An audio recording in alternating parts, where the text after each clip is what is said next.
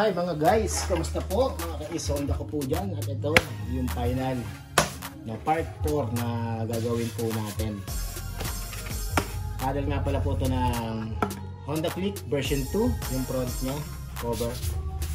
Nagliha po tayo dito ng 100. Pinagay natin yung pinakapintura po nya. At pagdating naman po dito mga guys, sa gilid na to, huwag nyo na pong gamitan po siya ng bobby machine. Gawa po kasi nang hindi nyo naman po siya maliliha po ng maayos. Kaya ang gagawin nyo po, mano-mano na lang po. At pag nagawa nyo na po yon, at nandito na po tayo sa part na natapos na po natin po yung pagliliha ng 100. Pwede nyo rin pong kaskasan or hindi na ng cutter. Gawa po kasi ng cloth naman po yung ilalagay natin. Hindi po katulad ng forged carbon, hiwa-hiwalay po yun. Kalahati lang po sa 3 ounce ng resin. Tapos lagyan din natin po siya kahit papalo ng konting black na toner. Pwede rin po kayo maglagay kahit wala na po siyang toner. Pero para sa akin, naglalagay po kasi ako. Minsan tumatagos po yung kulay po dun sa mga pagitan po ng honeycomb. Ang gagawin nga pala po natin dito. Tapos ang gamit po natin yung hardener, yung imported. 1, 2, 3. Tatlong tak-tak lang po at shake na natin po yan. Kaya po yung imported po nang nilagay po natin para po mas mabilis po siya matuyo. Yan, pwede na natin po siya agad i-apply.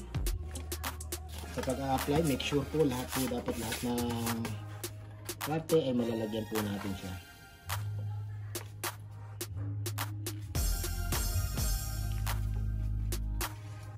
Sa paglagay po, pagdating po sa cloth, pantay na pantay po dapat. Hindi po talaga dapat dito yung pwedeng bukol-bukol.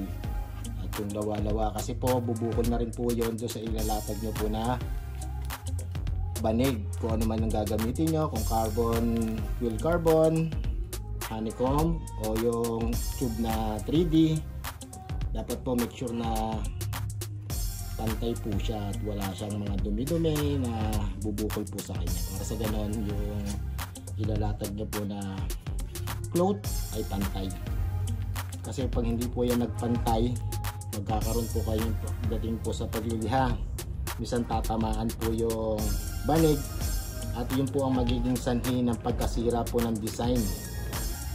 Nag-focus din po kayo guys sa mga gilid po na, kasi karamihan po dun sa mga gumagawa po at dun po nagiging umpisa po ng pag-angat ng carbon na ginagawa nyo po, kasi minsan po hindi nyo po nalagyan po ng resin at pag nilatag nyo na po yung cloth ay mahina po yung kapit kung sakali man na manipis yung paglagay nyo. Dapat make sure po yung gilid kayo po mag-focus din. At sa mga nakakapanood po na itong aking full video actual tutorial, huwag nyo pong i-skip, panoorin nyo po mula umpisa hanggang katapusan. Baka dun sa in-skip nyo, nakapagsabi po ako ng mahalagang bagay at tapos magtatanong po na naman po kayo sa akin. Kaya eto, ginawa ko na po full video. Panonoorin nyo na lang po at gagayahin para maging okay po lahat ng mga gagawin nyo pong real carbon fiber. Yan po guys, after 30 to 1 hour, para makasigurado lang po tayo bago po tayo maglatag po ng cloth na honeycomb. At siya nga pala mga guys, dalawa po kasi yung ng honeycomb, isang harap at saka yung isang likod. Yung isang likod, kung mapapansin nyo, wala po siyang linya doon sa bawat kwadrado po niya. Hindi katulad po nito, meron po siyang guhit. Dito sa may guhit na to, medyo mahirap po ang pagkagawa po nito kaysa po dito sa likod. Pero kung ito ang gagamitin nyo, okay lang din, depende po sa inyo. Pero para sa akin, ang tunay na labas po ng carbon fiber ng honeycomb, yung may mga guhit-guhit po sa ibabaw. Ngayon, tapos na po yung 1 hour at napatuyo na natin po siya. Pwede na natin po ilagay yung honeycomb.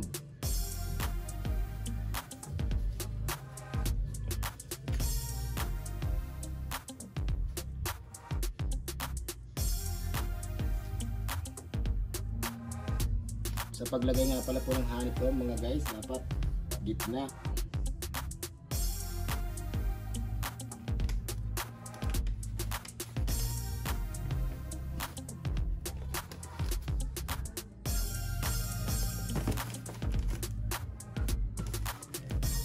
Para makuha nyo po yung pinakamaganda pong detalye po ng honeycomb. Magsuot po kayo ng gloves para sa ganon makasigurado po kayo malinis po habang nilalapat na po yung cloth doon sa mga ginagawa nyo po.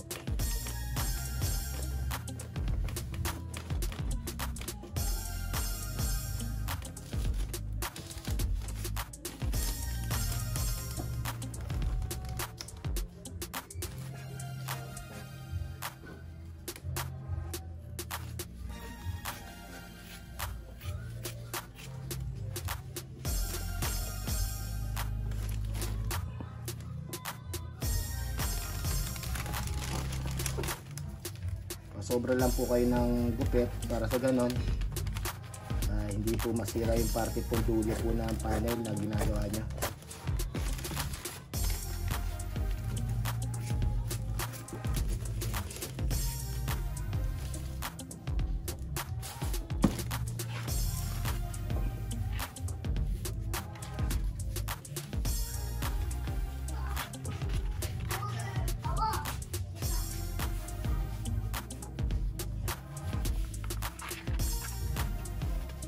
Madali lang po to pero napaka selan. Pag nagkamali po kayo dito, sigurado pong sira na po agad. At pangalawa, wala na po agad pong solusyon. Kaya dapat po siguraduhin nyo po na lapat po at walang mga bubukol po na cloth doon sa mga ilalatag nyo po sa inyong mga gagawin. Kasi pag may bumukol po dyan at pag nalagyan na po ng resin yan, hindi nyo na po mabahabol po yung bukol na yon. Bukol na po talaga yon.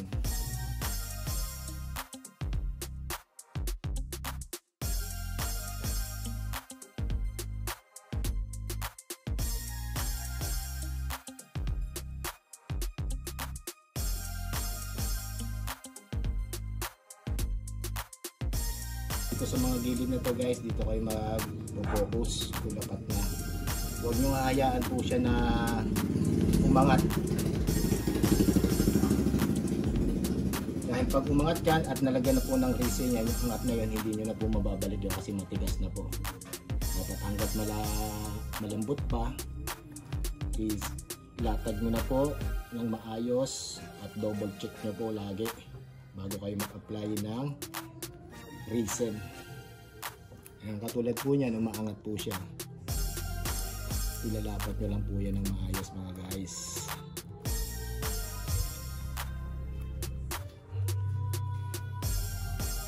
At para makasigurado kayo na hindi na po siya umaangat, tignan nyo po siya ng mabuti doon sa mga parteng umaangat, at yung parteng umaangat na nakita nyo, lagyan nyo po siya ng masking tape.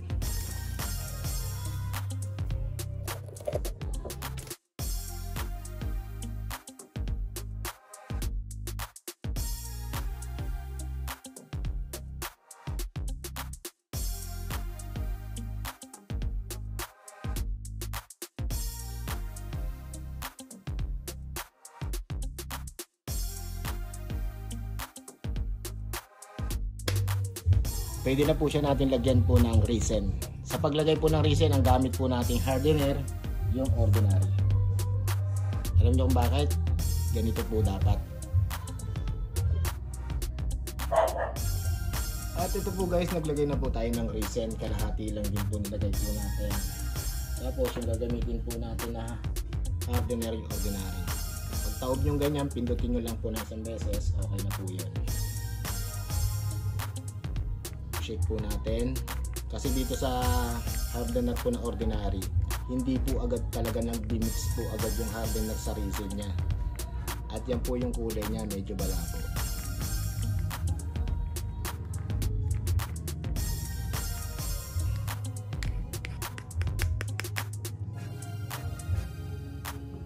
Pahupain lang po natin siya ng bahagya bago natin po siya i-apply.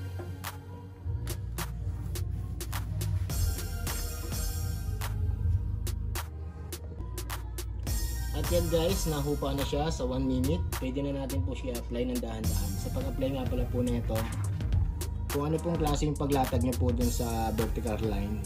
Kung patayo naman, dapat tayo rin po yung pahid nyo. Ito dahil sa pahiga po siya, dapat po ang pahid po natin na ito ay pahiga lang din. Kasi pag ginanyan nyo po yan, yung pinakaguhit po niya ay gagalaw. Pero dapat po mag-focus muna po kayo sa gilid bago po kayo mag-umpisa doon sa harapan.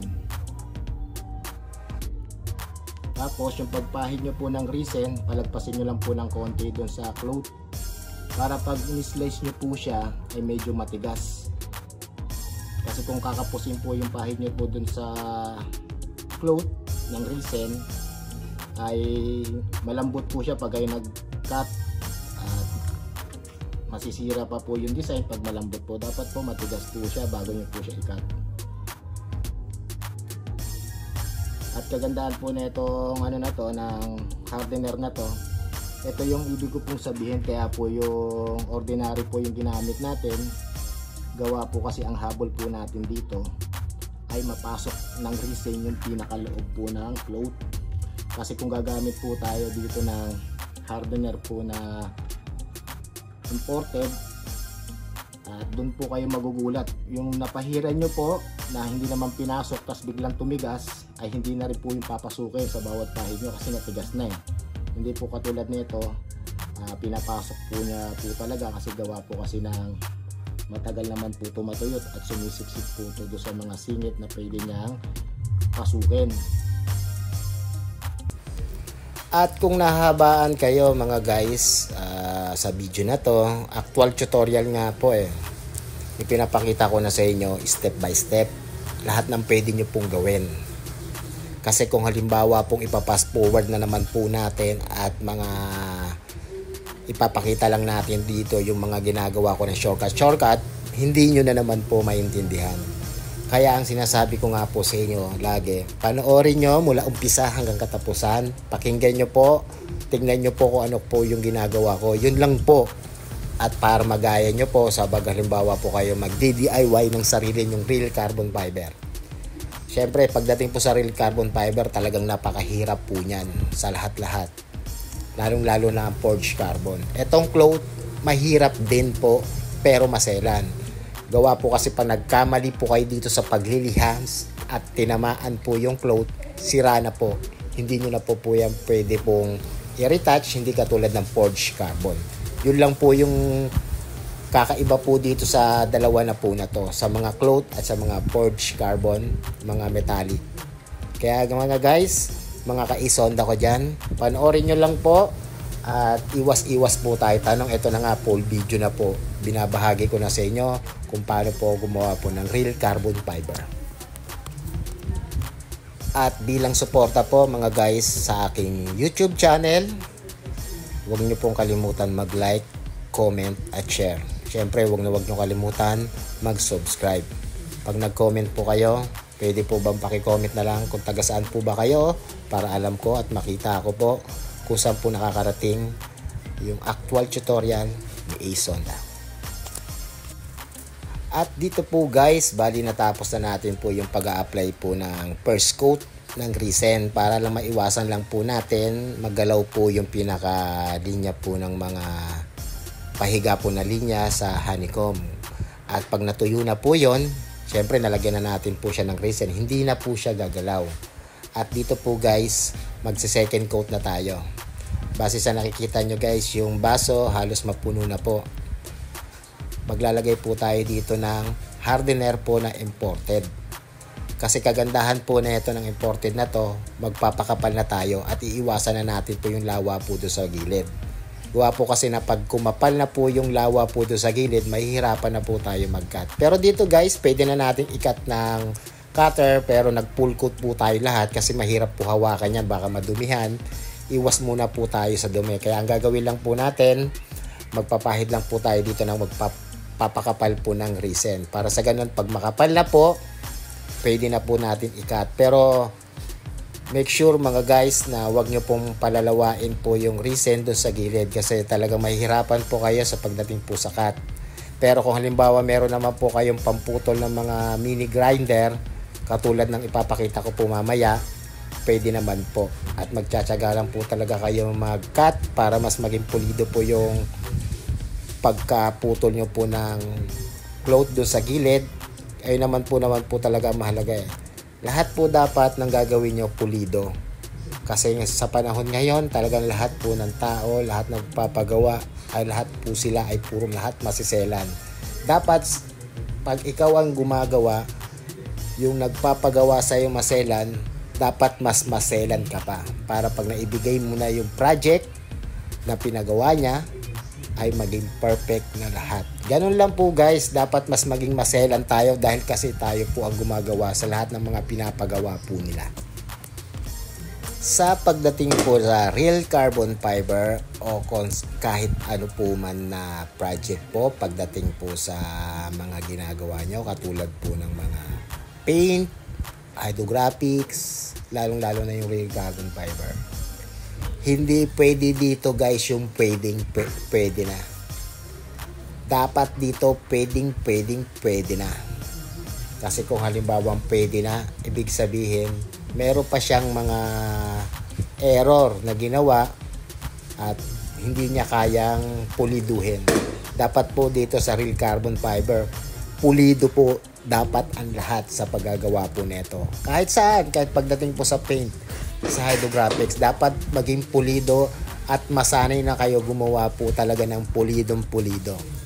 Ganun lang po guys ang gagawin nyo pag gumagawa po kayo ng mga project nyo. Mahalin nyo, angkinin nyo na ng sarili nyo yung ginagawa nyo.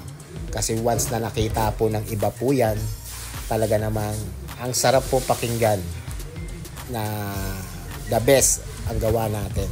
Ganun lang po guys ang tips ko. Mahalin nyo po, kahit hindi po sa inyo, pagawa lang po sa inyo yan, turingin nyo ng inyo.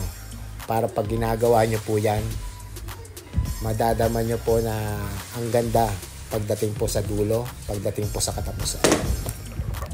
At dito po guys, bali magta third coat, full coat na po tayo ng resin. Pero ang gamit ko pa rin po, hardener po na imported.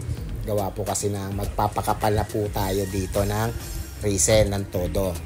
Sa pagpapakapal po talaga, pwede na natin siyang ibuhos. Kung sanay na po kayo, pwede nyo nang ibuhos yan. Tapos makikita nyo, seconds lang, bumilang lang kayo ng ilang seconds, tuyo na. Pag marunong na po kayo. Pero dito guys, ipapakita ko lang sa inyo sa pahid-pahid lang para ganito na lang din po ang gawin nyo. Kasi mamaya, baka gayahin nyo po yung diskarte ko na binubuhos minsan at magkamali po kayo sa pagbuhos, baka may parte po na kumapal, baka masisi pa ako. Kaya ito, pinakita ko lang sa inyo doon sa mga beginners po na ganito po yung dapat nyo pong gawin. At dito po guys, bali ang gagawin na po natin dito, pang-apat na patong na po, pang-apat na coat na po natin po to ng resin. Ang gagamitin pa rin po natin na hardener yung imported.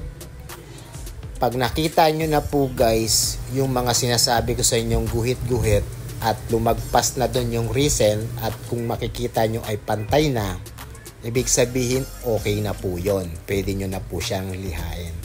Pero pag nakita nyo pa pong bawat yung guhit ay bukol pa siya, mag-apply lang po kayo na mag-apply ng resin.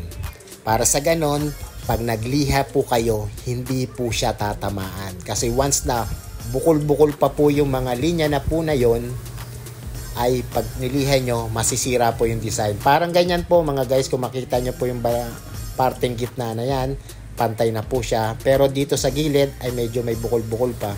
Doon na po tayo magpo-focus pagpapakapal po ng resin.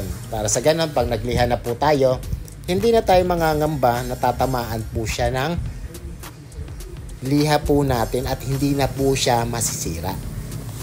Yun lang guys, at lagi nyo pong pakikinggan lang ang lahat po ng aking sinasabi. Makakagawa kayo ng ganito at sigurado po ako dyan. Sila nga nakagawa na eh, ikaw pa kaya? At yun na nga mga guys, natapos na natin po siya. Pag hinawakan nyo yan, medyo malagkit lang. Baka yung sinasabi nyo sobrang lagkit dahil gawa kasi na ang ginamit nyo yata na hardener yung ordinary. Ito, pag imported yung ginamit nyo, medyo lang siya malagkit. Hindi po naman po talaga siya basa, yung sobrang lagkit. Tapos sa pagkakat po ng gilid, pwede nyo po siya gamitan po ng cutter or gunting sa pag-i-slice sa gilid. Pero pag matigas, huwag yung persahin kasi baka bumitaw po yung sa sobrang tigas. Gamitan nyo po na lang nito para makasigurado na kayo na maganda po yung taba sa gilid.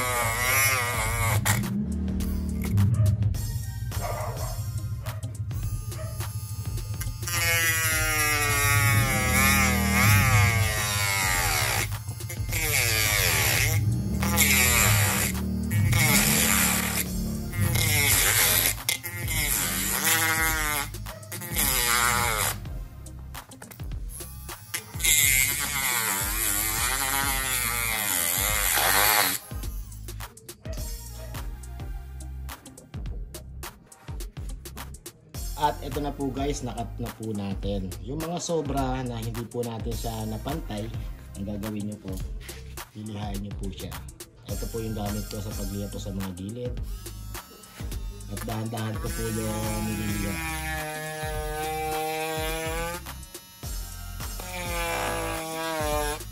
Para sa ganon, yung pinakagilid po niya ay napakaganda at pulido.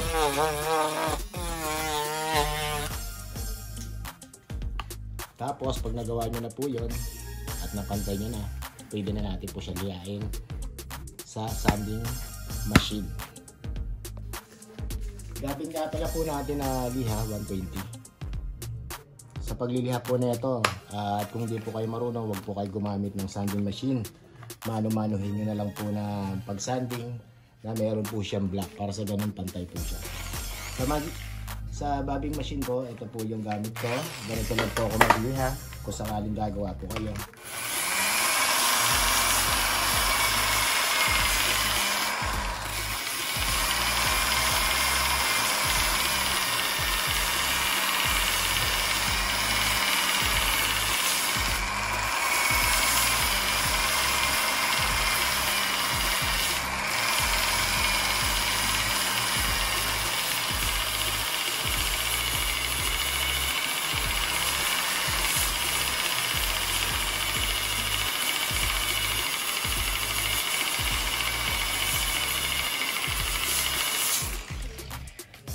Kung mapapansin nyo, hinabol ko, wala po siyang dark part kasi kinapalan ko na po ito. At lilihain na natin po siya ng maayos. At pagkatapos natin siya maliha sa bobbing machine, magmamano-mano po tayo dito sa pagliliha na mayroon po siyang block. Sa pagliliha nga pala po, yung mga baguhan, huwag nyo pong gamitin po yung ginawa ko po na bobbing machine, huwag nyo pong gayahin.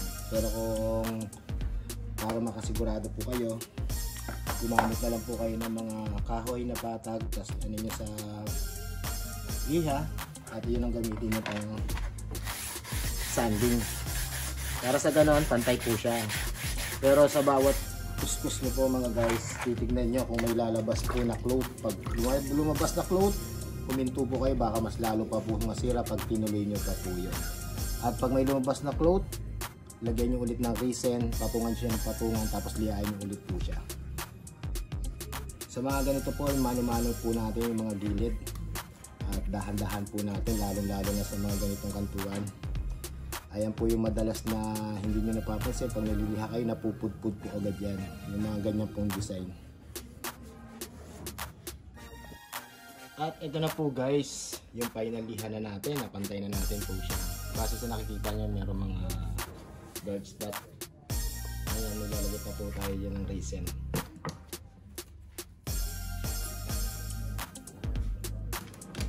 Pwede naman po kayo gumamit ng imported po na hardener, at pwede rin naman kayo gumamit ng ordinary hardener. Pero para sa akin, dahil sa marunong na po talaga ako, imported na po yung gagamitin ko. Doon sa mga baguhan po, ang gamitin nyo po yung ordinary.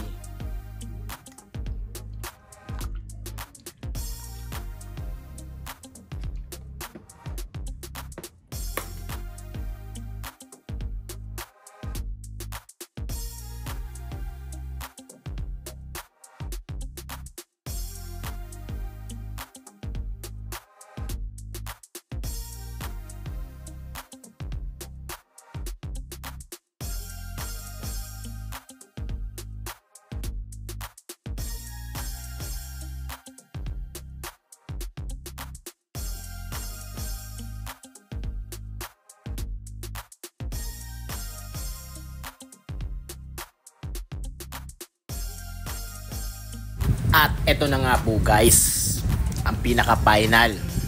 At dito na po mapapawi yung lahat po ng hirap po natin, lahat po ng pagod. Dito na po mawawala dahil magpipinish na po tayo dito. Bali, ang ginawa ko po dito guys, hindi na po tayo muna nag-top coat dito ha. First coat pa lang po yan ng 2 coat, full coat. Every 30 minutes, nag-apply po ako dito ng 2 coat, full coat. Bali, nakatatlong patong po tayo dito ng 2 coat, full coat. At dun sa mga pinapakita ko po, sa bawat side, sa bawat angulo po ng aking ginagawa po ng real carbon fiber, dun ko po pinapakita po sa inyo na pulidong-pulido po ang gagawin po natin sa lahat po ng project ng carbon fiber. Hindi po tayo dito nagbibideo ng paharap lang, konting galaw at okay na. Sa akin dito guys, lahat po ng parte, ipinapakita ko po sa inyo po lahat. Mula sa gitna, sa gilid, lahat po ng parte ipinapakita ko dahil po panatag po ako hanggang gawa po natin ay pulido. Depende na lang po sa mga nakakapanood kung ano po yung masasabi nyo. Pero talagang dumaan po talaga tayo sa butas ng karayom para magawa po natin po yung ganito po. Super quality po pagdating po sa real carbon fiber. Muli mga guys, kita-kits na lang ulit po tayo sa akin lahat po ng mga project sa paint at real carbon fiber hydrographics. At maraming salamat nga pala po sa lahat po na nakapanood po ng aking video. Huwag nyo kalimutan mag-like, comment at share at mag-subscribe. At i-follow nyo na rin po ako sa aking Facebook page, Ace Costume. Kita-kits na lang ulit po tayo next project. Bye bye!